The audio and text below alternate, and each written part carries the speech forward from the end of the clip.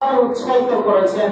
এজন্য সাহাবা আজমাইন রাদিয়াল্লাহু তাআলা আনহু তারা কি করতেন, রমজান আসার পূর্বেই যাকাতের অর্থগুলো তারা মানুষকে, গরিব অসহায় যারা যাকাত গ্রহণ করার জন্য অপেক্ষমান রয়েছে, যারা যাকাত খেতে পারবে, যারা যাকাত গ্রহণ করতে পারবে, ওদেরকে যাকাত গুলো তারা নিজে নিজে দিয়ে আসতেন।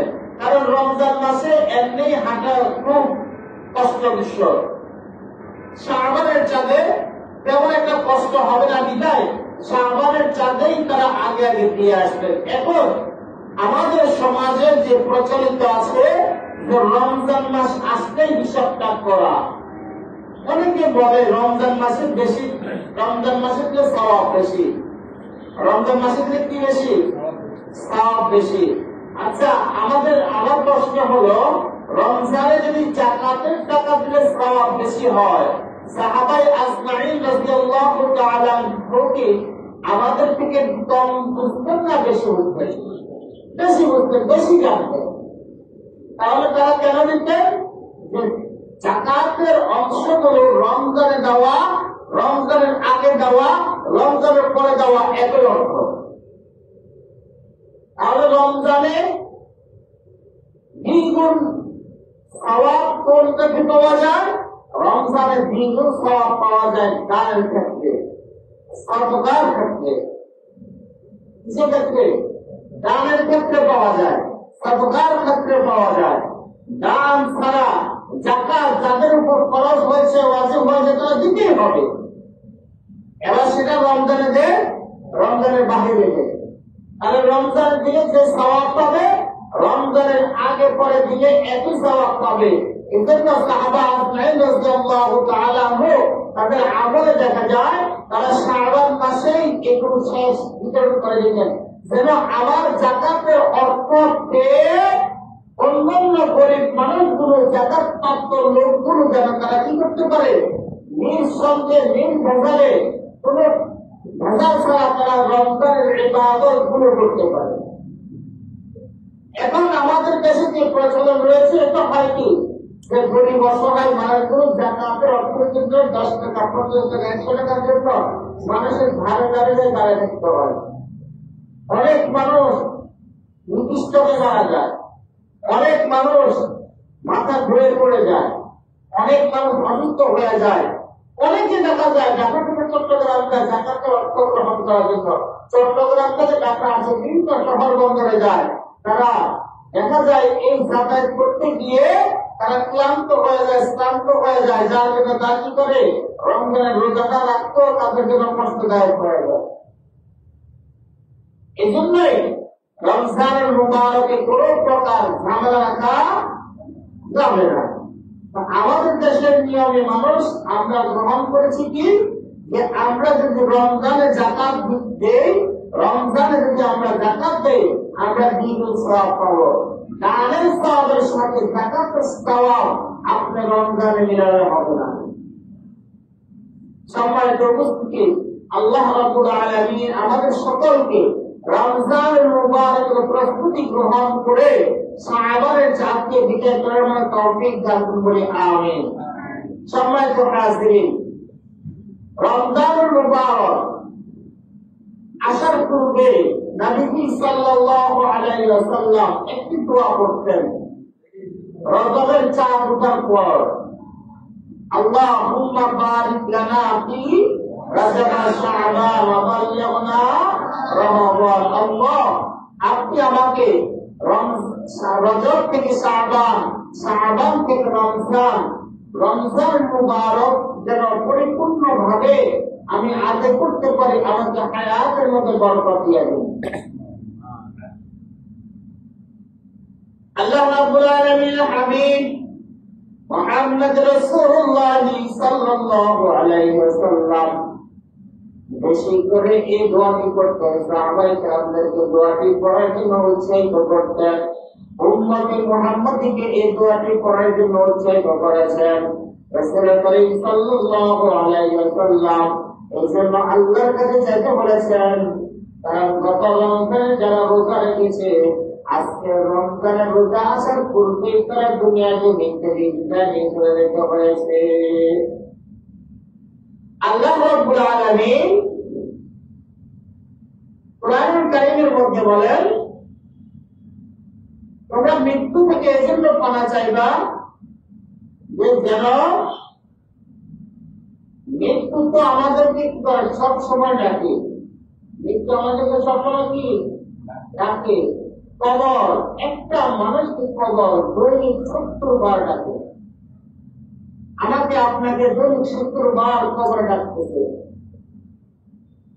আল্লাহ রাব্বুল আলামিন বলেন, এই কবরে আমরা সকলে যেতে হবে। কবরে কারা যেতে হবে? সকলে যেতে হবে। এখানে একটা প্রশ্ন, কবরে যে আমরা যাব, কবরে তো সবাই যাবে, কবরে সবাই যাবে। তাহলে হিন্দুদেরকে কবর তো দেয় না, হিন্দুদেরকে কি করে না? কবর দেয় না, তাদেরকে পুড়ে ফেলায়। যারা পানিতে ডুবে মারা যায়, লাশ কোথায় পাওয়া যায় না, এই জন্য তো কবর দেওয়া হয় না। তাহলে প্রশ্ন হলো, কবর কাকে বলা হয়? কবর কাকে বলা হয়? নবীজি সাল্লাল্লাহু আলাইহি ওয়াসাল্লাম বলেন, কবর ওই কাজটিকে বলা হয় মৃত্যু হওয়ার সাথে সাথেই বুঝতে হবে যে তোমার জন্য কবর। এটাই কি কবর? মৃত্যু হওয়ার পরে কি আমি কবর। আল্লাহ রাব্বুল আলামিন বলেন, মৃত্যু থেকে কোনো মানুষ রেহাই পাবে না। হিন্দু বলেন, বৌদ্ধ বলেন, খ্রিস্টান বলেন, ইহুদি বলেন, নাসারা বলেন, জাতি উপজাতি বলেন, যা আছে সবাই মৃত্যুর স্বাদ একদিন গ্রহণ করতে হবে। এই জন্য রাব্বুল আলামিন বলেন, আইনামা তাকুনু ইউদরিকুমুল মাউত ওয়ালাউ কুনতুম ফি বুরুজিন মুশাইয়্যিদা। আল্লাহ রাব্বুল আলামিন বলেন, পৃথিবীর মানব মণ্ডলী, যদি তুমি মৃত্যু থেকে লুকাইতে চাও, যদি তুমি মনে করো মৃত্যু থেকে তুমি লুকাইয়া যাইবা, তাহলে তুমি কোথায় লুকাইবা? হয়তো পানির নিচে জায়গায় লুকাইবা। পানির নিচের জায়গা নাও আমার, পানির নিচে জায়গা কার? আল্লাহ তাআলা। তুমি পাহাড়ে জায়গা লুকাইবা, পাহাড়ে জায়গা লুকাইবা। পাহাড়টা কার?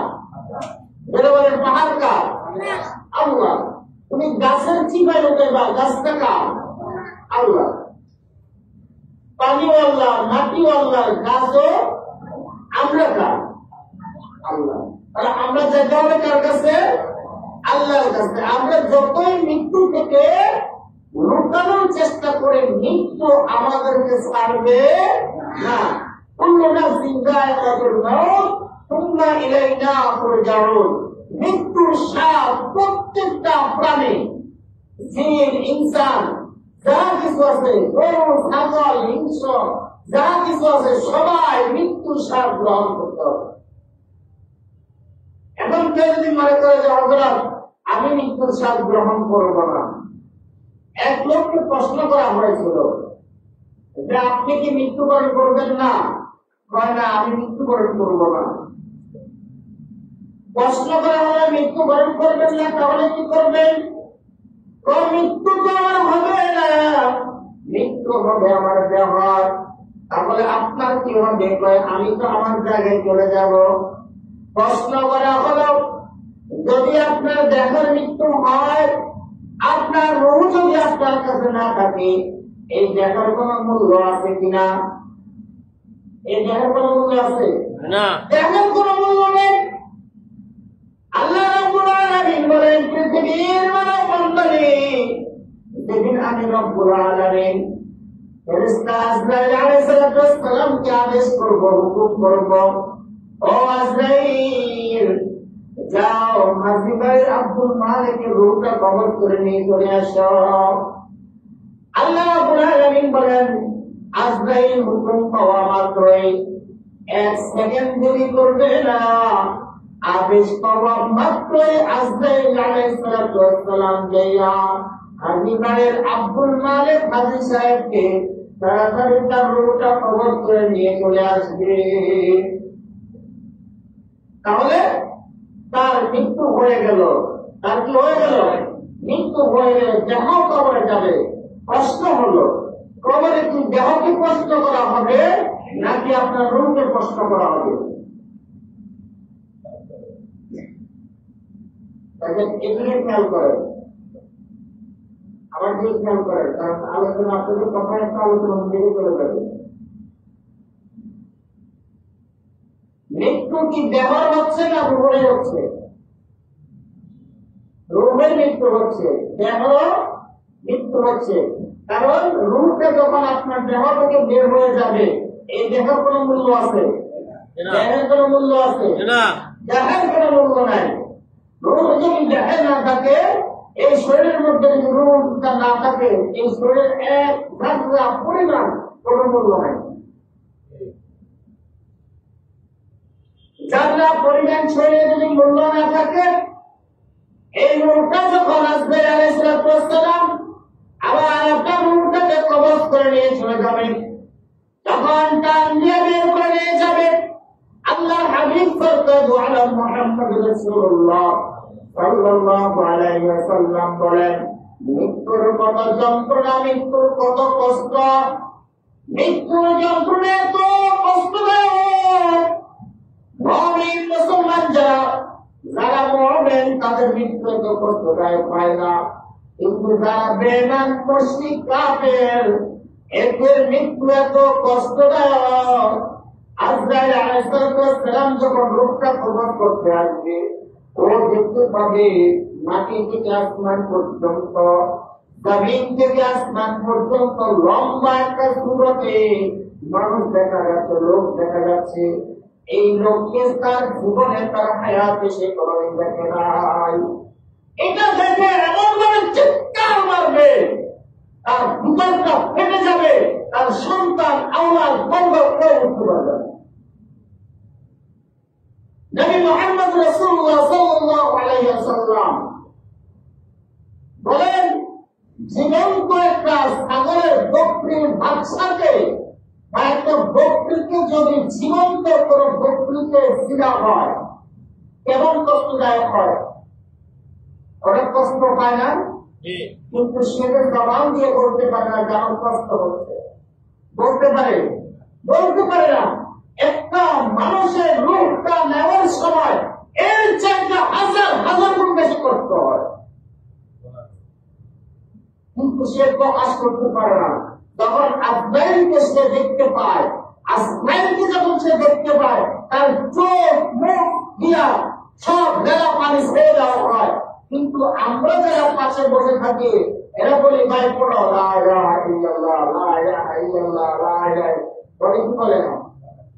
এই বেটা রূহটা চলে যাচ্ছে, এত কষ্ট হচ্ছে,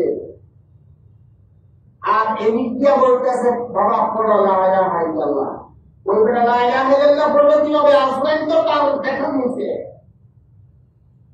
এ সময় ভয়ে তার ভিতর থেকে লা ইলাহা ইল্লাল্লাহর কথা তার ভিতর থেকে বের হচ্ছে না। বের হবে কিভাবে? দুনিয়ার বাহাদুরি, দুনিয়ার মাতাব্বরি, দুনিয়ার পেরেশানি, দুনিয়ার নেতাগিরি, দুনিয়ার নেতাগিরি আজরাইলের সামনে তখন আর উঠবে না। কথা বলেন ঠিক কিনা? আজরাইল যখন সামনে এসে উপস্থিত হবে, জমিন থেকে আসমান পর্যন্ত বিশাল দেহের এই ফেরেশতা আজরাইল যখন সামনে এসে হাজির হবে, তখন আপনার আমার যত নেতাগিরি সব ছিল, যত ক্ষমতাগিরি ছিল, সব কিছু বিলীন করে দিয়ে আজরাইল যখন রূহটা টান দিবে, তখন বলবে ভাই রূহটাকে নিয়ে যাবা, সন্তানটা একটু বলে রাখি, বলবে আপনার হাতে আর এক চুল পরিমাণ, জানলা পরিমাণ সময় আপনার না, জানলা পরিমাণ সময় আপনার নাই। রোটা যখন কবজ করে নিয়ে গেল, এই রোটা নিয়ে যাওয়ার পরে যখন মানুষজনকে নিয়ে কবরের দিকে রওনা হবে, কবরে নিয়ে রাখার পর এই দেহ প্রশ্ন করবে না, রূহটাকে প্রশ্ন করবে। প্রশ্ন কাকে করবে? রূহকে করবে। কবর জগতে রূপটা আপনার দেহের মধ্যে দেওয়া হবে। ওই লোককে প্রশ্ন করা হলো, ভাই যদি আপনার দেহ যদি কবরে যায়, আপনার রূহ যদি কবরে না যায়, তাহলে কবরে আপনার দেহকে কি কষ্ট করবে না রূহকে কষ্ট করবে? আমার রূহকে কষ্ট করবে। যদি আপনার রূহকে প্রশ্ন করা হয় দেহের মধ্যে রূহ দিবে, হ্যাঁ দিবে, তারপরে তখন আপনার প্রশ্নের জবাব দিবে কে? তখন আমার প্রশ্নের জবাব দিবে আমার গুরু, কি আমার কি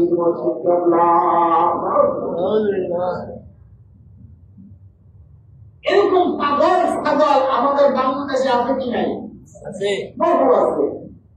তো আমি কি বলবো, আমার দেহ মরবে। আরে পাগলা সবাই তো জানে তুমি মরবা। তোমার নাম কি আব্দুল মালিক, তোমার নাম কি আব্দুল কুতুব, তোমার নাম কি আব্দুল ওয়াহাব, তোমার নাম আব্দুল মুমিন, তোমার নাম আব্দুল সালাম, তোমার নাম আব্দুল সাত্তার, তোমার নাম কোনটা? তোমার রুমের মধ্যে এই নামটাই পড়ে গেছে, সামনে আগাই। যখন আজরাইল আলাইহিস সালাম রূহটা কবজ করে নিয়ে চলে যাবে, আমার আপনার নামে পাশে যত সাহেব ছিল, নাম যদি থাকতো আব্দুল সালাম সাহেব, তখন আর আব্দুল সালাম সাহেব ডাকবে না, বলবে যে আব্দুল সালাম ইন্তেকাল করেছে, ইন্না লিল্লাহি ওয়া ইন্না ইলাইহি রাজিউন। মসজিদের মাইকে ঘোষণা হবে, মসজিদের মাইকে আলোচনা হবে, ঘোষণা হয়ে যাবে।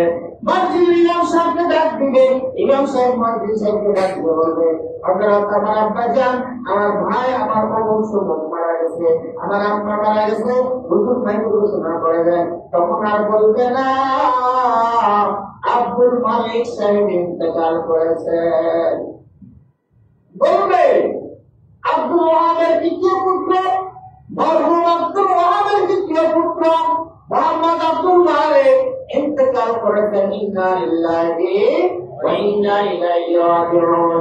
মরহুমের জানাজার নামাজ অদ্র দুপুর 2টায় বা দুপুর অমুক প্রাঙ্গণে অনুষ্ঠিত হবে, অথবা বাদ আসর অনুষ্ঠিত হবে। ঘোষণা কি এভাবে হবে না অন্য কোনো ভাবে হবে? এভাবে হবে। ঘোষণা হওয়ার পর আমাকে আপনাকে কোন জায়গায় নিয়ে যাবে? আরে ঘুরে বলেন, মৃত্যুর পর কোন জায়গায় নিয়ে যাবে? কবরে নিয়ে যাবে। এই কবরটা আমার মূল আলোচনার বিষয় হলো কবর। এই কবরটা কারোর সাথে কি খারাপ ব্যবহার করবে? কথা বুঝে কিন্তু কবরটা কারোর সাথে খারাপ ব্যবহার করবে না?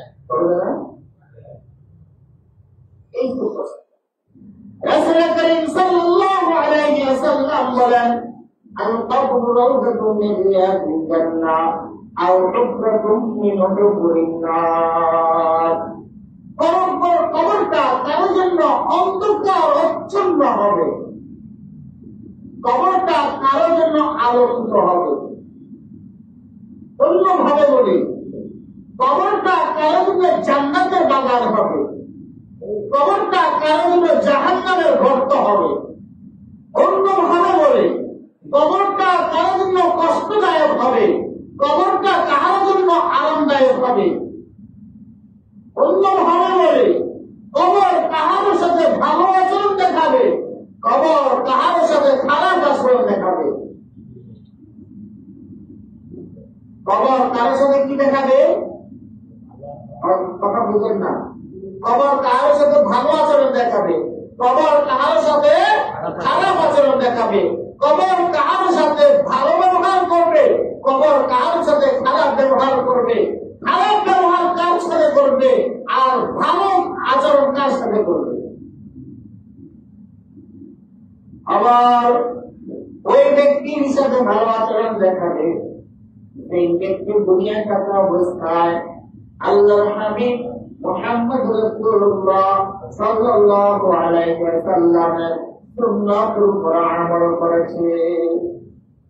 আবার ওই ব্যক্তির সাথে ভালো আচরণ দেখাবে সেই ব্যক্তি দুনিয়ায় থাকা অবস্থায় আল্লাহর ইবাদতগুলো পরিপূর্ণভাবে পুঙ্খানুপুঙ্খানু পালন করেছে। আবার ওই ব্যক্তির সাথে ভালো আচরণ দেখাবে, ওয়াল আসরি ইন্নাল ইনসানা লাফী খুসর ইল্লাল্লাযীনা আমানু ওয়া আমিলুস সালিহাত وتواصوا بالحق وتواصوا بالصبر। দুনিয়াতে থাকা অবস্থায় যারা আমল সালেহাত করেছে, আমল করেছে, ঈমান করেছে, যারা পরিপূর্ণ হকের উপরে ছিল, তাকওয়ার উপরে ছিল, যারা পরিপূর্ণভাবে সবরকারীদের মধ্যে ছিল, এই চার কাজ যাদের মধ্যে রয়েছে, এই চারটি কাজ যাদের মধ্যে থাকবে, আল্লাহ বলেন কবর ওই ব্যক্তি ছেলে ভালো আচরণ করবে, ভালো ব্যবহার করবে, আর ভালো ব্যবহার করে তাকে কোথায় দেওয়া হবে? আল্লাহ তাআলা সূরা কাহাফের 16 নম্বর পারার 3 নম্বর পৃষ্ঠায় আল্লাহ তাআলা বলেন ইন্নাল্লাযীনা আমানু ওয়া আমিলুস সালিহাতি লাহুম জান্নাতুল ফিরদাউসি নুজুলা।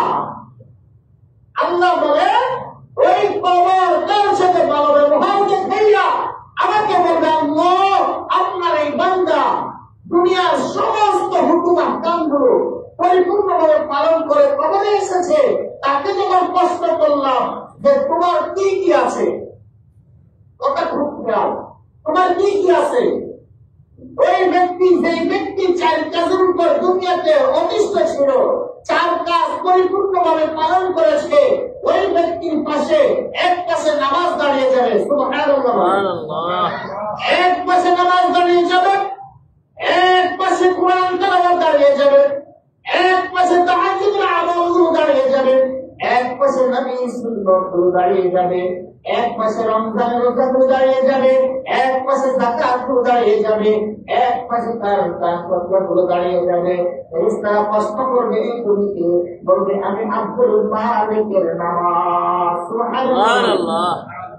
ফেরেশতারা যখন দেখবেন আমার পাশে জানগুলো দাঁড়িয়েছে, বলবে তুমি কে?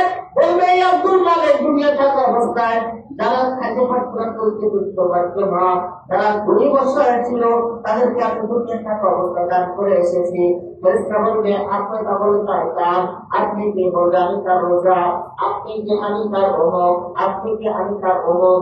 এভাবে করতে করতে যখন দেখবে তার 4 কাজ পরিপূর্ণ হয়ে গেছে, আল্লাহ বলবেন ইন্নাল্লাযীনা আমানু ওয়া আমিলুস সালিহাত লাহুম জান্নাতুল ফিরদাউসি নুজুলা। তারা বলে জান্নাতুল ফিরদাউসি উঠায় দাও। সুবহানাল্লাহ। সুবহানাল্লাহ। এটা কি আপনার স্বামী স্ত্রী বাসন করে আলোচনা হচ্ছে? সুবহানাল্লাহ বলতে এত পরিপূর্ণতা কেন? বলেন ধরে বলেন সুবহানাল্লাহ। একটু বুঝা যায় যে মানুষ আছে।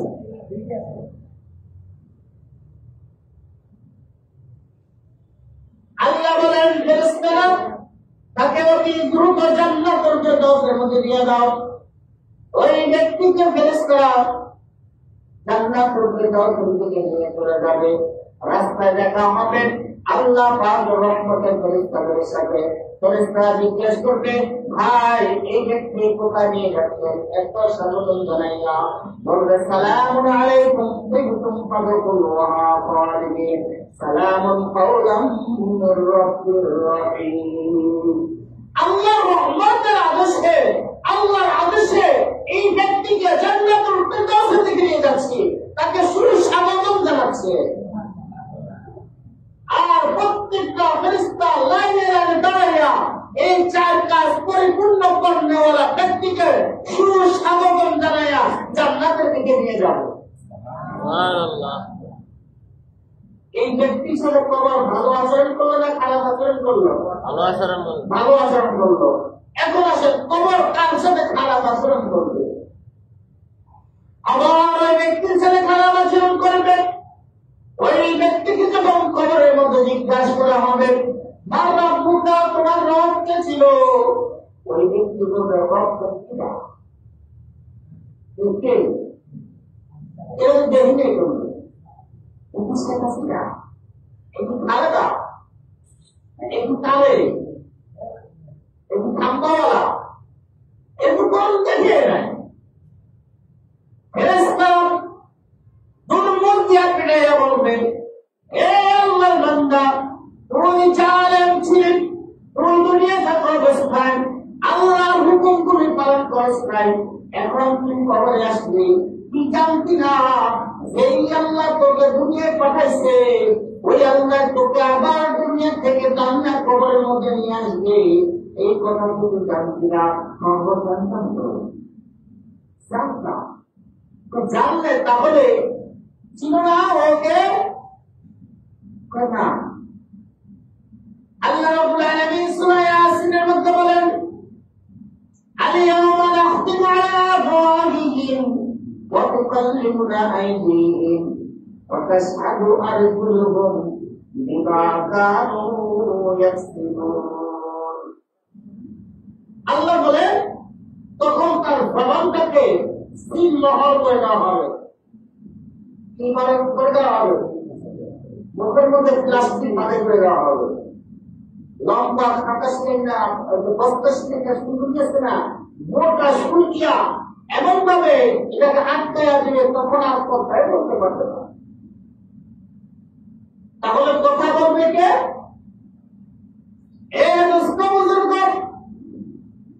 আমরা আজকে যে জুমার নামাজ পড়তে আসলাম, নিশ্চয় অবশ্যই অবশ্যই সকলে গোসল করে এসেছি, দেখতে না? গোসল করেছেন না? এই গোসল করার পূর্বে আপনি যখন গোসলখানায় গিয়েছেন, যাওয়ার সময় আপনার একটা কেস আছে, কেস বাটি আছে, ওই বাটির মধ্যে আপনি সাবান নিয়ে গেছেন, দোকান নাই, ওই সাবানটার দাম 1000, 700, 800, 500 অথবা সর্বনিম্ন ধরেন 10 টাকার উত্তম একটা সাবান দিয়া আপনি গোসল করছেন, করছেন কিনা? এই গোসলটা করার সময় আপনার এই হাতটাকে আপনি ধুছেন না? কথা বুঝলেন? এই শরীরটাকে আপনি ধুছেন না? যদি কোনো ময়লা থাকে ময়লা পরিষ্কার করার জন্যই তো ধুছেন কি? ধোয়ার পরে শরীরটাকে গামছা দিয়ে মুছে দিয়েছেন, যত্ন করছেন কিনা? যত্ন করছেন। এই শরীরটা কার দেওয়া? আল্লাহ দেওয়া। বলেন আল্লাহ দেওয়া। আরো জোরে বলেন আল্লাহ দেওয়া। এই শরীর কার? আল্লাহ। এই চক্ষু কার? আল্লাহ। আঙ্গুলগুলো কার? আল্লাহ। এই হাত কার? আল্লাহ। পায়ের কাল থেকে মাথার কাল পর্যন্ত সমস্ত কিছু কার দেওয়া? আল্লাহ দেওয়া। আল্লাহর দেওয়া। এই অঙ্গগুলো পতঙ্গগুলোকে পরিষ্কার পরিচ্ছন্ন রাখার জন্য গন্ধ যেন বের না হয়, সুগন্ধি যেন বের হয়, দুর্গন্ধ যেন বের না হয়, দামি সাবান দিয়া এই শরীরটাকে পরিষ্কার করা হয়েছে। এই শরীর তখন জবান খুলবে। যখন আপনার জবান বন্ধ করে দেওয়া হবে, আল-ইয়াওমা নাখতিমু আলা আফওয়াহিহিম ওয়া তুকাল্লিমুনা আইদিহিম ওয়া তাশহাদু আরজুলুহুম বিমা কানু ইয়াকসিবুন। এই শরীরকে আমাদের ময়দানে, এই শরীর কবরের মধ্যে সাক্ষী দিয়ে দাঁড়াবে। আল্লাহ পাঠানো ফেরেশতা এই লোকটা মিথ্যা কথা বলতেছে। এই লোকটাকে যখন নামাজের জন্য ডাকা হতো, এই লোকটা নামাজের ধার ধারতো না, নামাজের দিকে চাইতো না। এই লোকটাকে যখন রোজার কথা বলা হতো, এই লোকটাকে বলা হতো আসসাউলি ওয়া আনা আসি বিহি, রমজানের রোজা যদি তুমি রাখো, রমজান সিয়াম সাধনা করো, তাহলে তোমাকে আল্লাহ তাআলা নিজ হাতে পুরস্কার দিবে। এই জায়েরটা, এই জাহেলটা, এই মূর্খটা রমজানের রোজাগুলো রাখে নাই। এই পেট আছে কি নেই? পেট নাই এমন কোনো মানুষ আছে? কথা বলতে না। পেট নাই এমন কোনো মানুষ আছে না? এই পেটের জন্য তো সব। জি, পেটের জন্য সব না। আপনি রমজানের রোজাটা কার জন্য রাখেন নাই? আল্লাহ। আল্লাহর জন্য রমজানের রোজা রাখেন নাই বলুন। রমজানের রোজা রাখেন নাই কার জন্য? এই পেটের জন্য, পেটের জন্য। এটার পিঠের জন্য রমজানের রোজাগুলো রাখেন নাই। এই পেটকে আমাদের ময়দানে সাক্ষী দিবে, আমার কোনো দোষ ছিল না, আমার কোনো অন্যায় ছিল না। এই লোকটাকে গভীর রজনীতে যখন আপনার সাহারি খাওয়ার সময় হইতো, মার্জিনের মাইকে ডাকা হইতো, এই লোকটা তার কোনো পাত্তাই দিত না। ওয়াক্তীয় নামাজের আযান দিত, এই লোকটা কোনো পাত্তাই দিত না। তখন আপনার মুখ, পেট, পিঠ, শরীর, অঙ্গ প্রত্যঙ্গ সাক্ষী দিয়ে দিবে। আমরা এখন স্বীকার করলাম আমাকে পাঠাইছেন আল্লাহ, আপনাকেও পাঠাইছেন আল্লাহ, এই দেহ দিয়েছেন আল্লাহ, পুরা শরীরের দেহর মালিককে আল্লাহ তাআলা, পুরা শরীরের মালিক। তিনি নিজ কুদরতি হাতে তৈরি করেছেন, এমন সুন্দর করে মানুষকে তৈরি করেছেন, এর চাইতে সুন্দর যা কাউকে দেন নাই। সুবহানাল্লাহ, সুবহানাল্লাহ, সুবহানাল্লাহ বাড়িতে বলবেন, আরো জোরে বলেন সুবহানাল্লাহ। মানুষকে এত সুন্দর করে আল্লাহ তাআলা বানাইলেন। আল্লাহ তাআলা সূরা তিনের মধ্যে বলেন, লাকাদ খালাকনাল ইনসানা ফি আহসানি তাকওয়িম। মানুষকে খুব সুন্দর করে তৈরি করেছেন, এর চাইতে সুন্দর আর কাউকে বানান নাই, কিছু বানান নাই।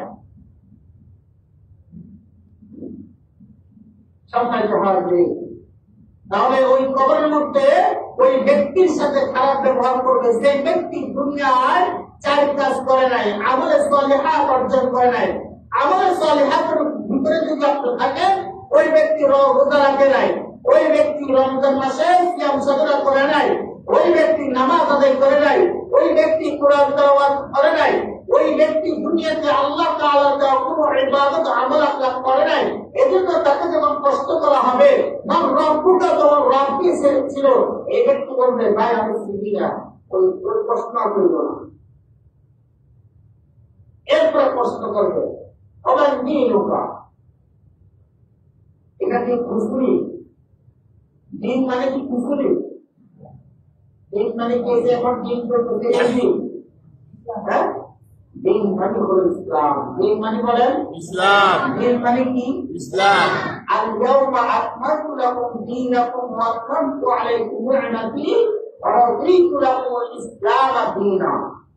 আল্লাহ তাআলা এই দিনকে, ইসলামকে পরিপূর্ণ কমপ্লিট করে পাঠিয়েছেন। এই ইসলামটাকে, ইসলামের মধ্যে দিনের প্রশ্ন যখন করবে, আপনি কি ইসলামের মধ্যে ছিলেন? ইসলামকে ছিলেন? কোন ইসলাম? দিন ইসলাম বলেন, দিন ইসলাম। আর কথা বলছিলাম, দিন ইসলামের নাম কি ইসলাম হবে? হ্যাঁ, সাইফুল ইসলামের নাম কি ইসলাম হবে? মুমিনুল ইসলামের নাম কি ইসলাম হবে? কোন ইসলাম? যে ইসলামটা, দিনটাকে পরিপূর্ণ করে কমপ্লিট করে আল্লাহ তাআলা দুনিয়াতে মানুষের হেদায়েতের জন্য দিয়েছেন। আর যে ইসলামের ছায়া করে থাকলেই পরে মানুষ জান্নাতে যেতে পারবে। ওই জান্নাত, জান্নাতুল ফিরদাউস নিবুল্লাহ, ওই জান্নাতে যেতে পারবে। তৃতীয় প্রশ্ন, মান হাযা রাজুল, এই লোকটাকে চিনেন? কোন লোক? বলেন, শেখ হাসিনাকে দেখাবে, খালেদা জিয়াকে দেখাবে, জিয়া রহমানকে দেখাবে, শেখ মুজিবকে দেখাবে, জোরে বলেন, এরশাদকে দেখাবে, হ্যাঁ, তাহলে দেখাবে। এমন এক ব্যক্তিকে দেখাবে যে ব্যক্তি হলো সারা পৃথিবী, সারা ওয়ার্ল্ডের, দু জাহানের বাদশা মুহাম্মদুর রাসূলুল্লাহ সাল্লাল্লাহু আলাইহি ওয়াসাল্লাম। সবাই বলেন সাল্লাল্লাহু আলাইহি ওয়াসাল্লাম। ওই ব্যক্তির চাইতে খারাপ কোন ব্যক্তি হতে পারে?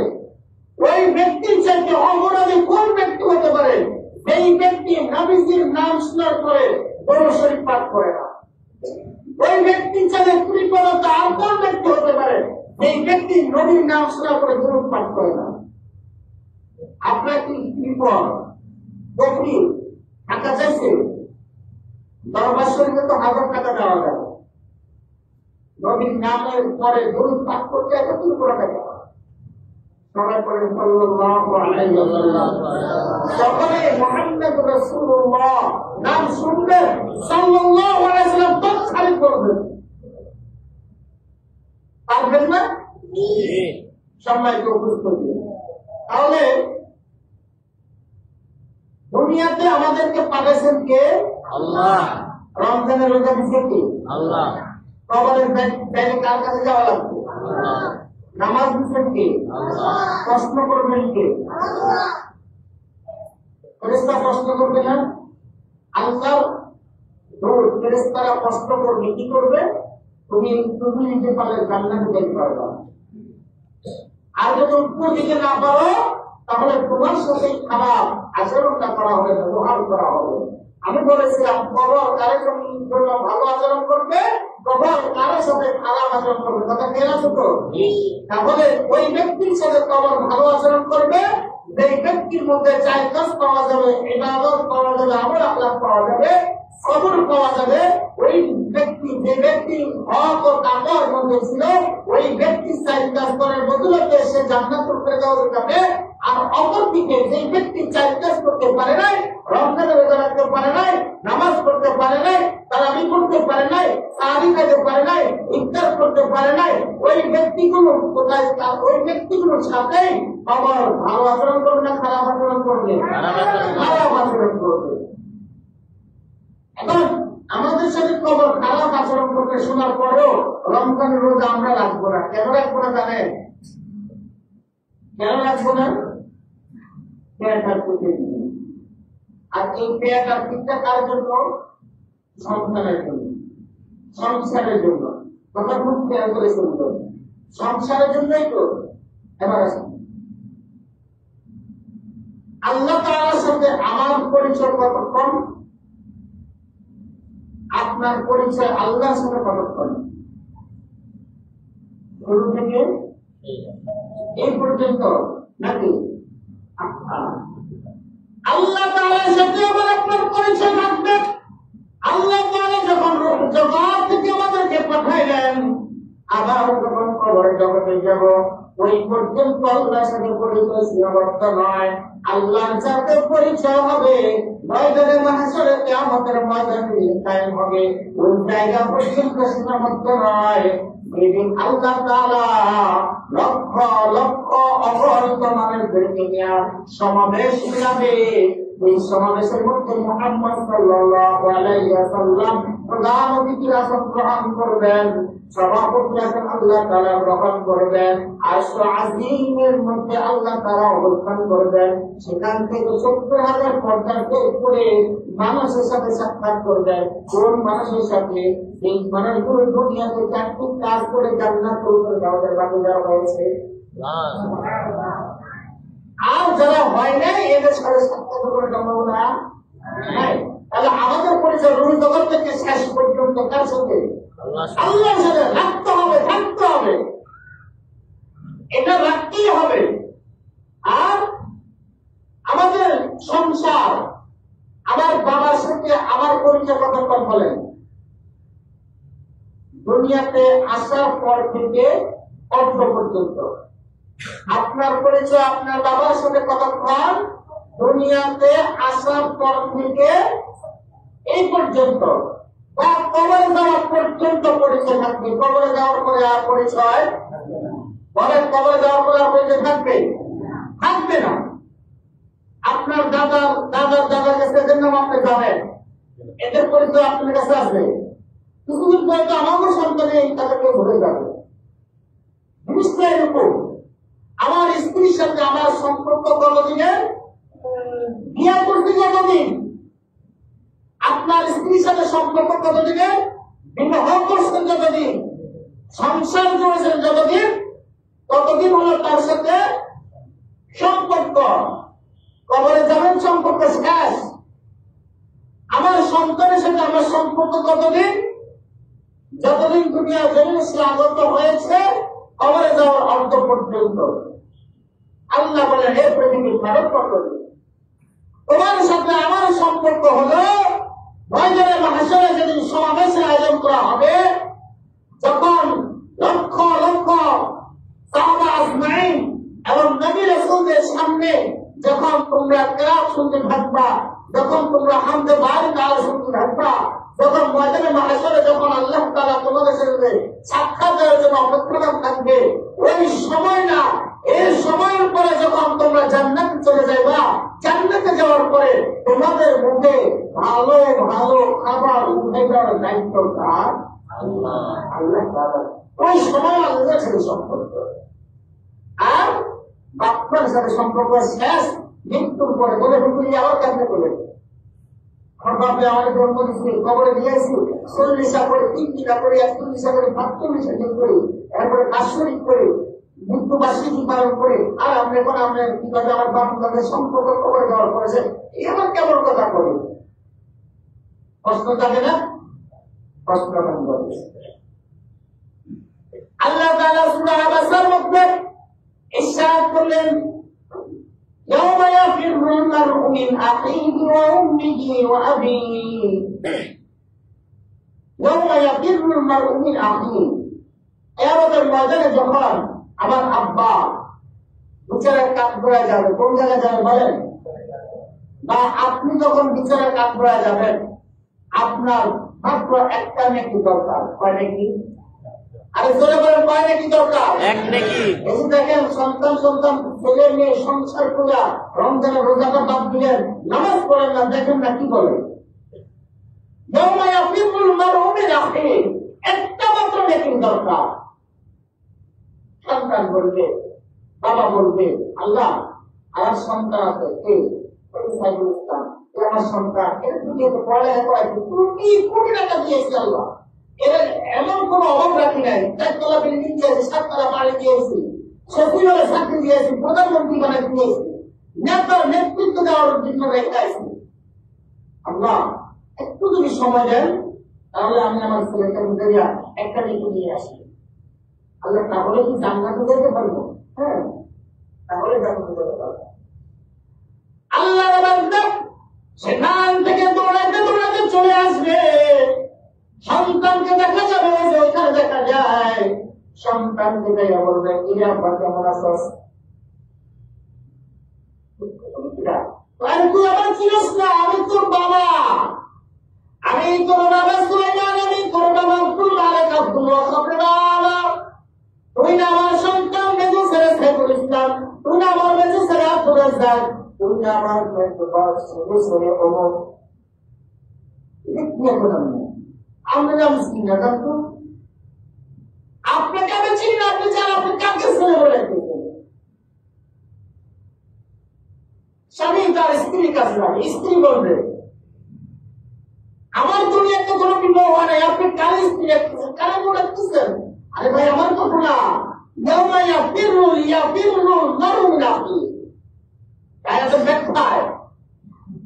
এই সন্তান আমাদের মজার পরিচয় দিবে না, স্বামী তার স্ত্রীর পরিচয় দিবে না, স্ত্রী তার স্বামীর পরিচয় দিবে না।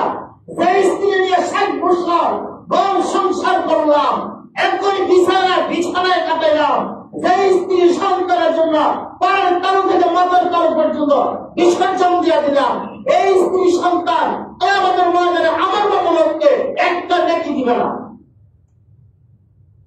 কার জন্য আপনি রোজা বাদ দিলেন? কার জন্য আপনি নামাজ বাদ দিলেন? কার জন্য কোরআন তেলাওয়াত বাদ দিলেন? একটু আফসোস করে। অতএব কারণে সময় খুব শেষ হয়ে গেছে। আল্লাহ তাআলার তৌফিক দান করেন। আগামী দিনে আলোচনা করব ইনশাআল্লাহ। আলোচনা করলাম, আল্লাহ তাআলা তৌফিক দিলে আগামী দিনে ইনশাআল্লাহ যারা সুযোগ করে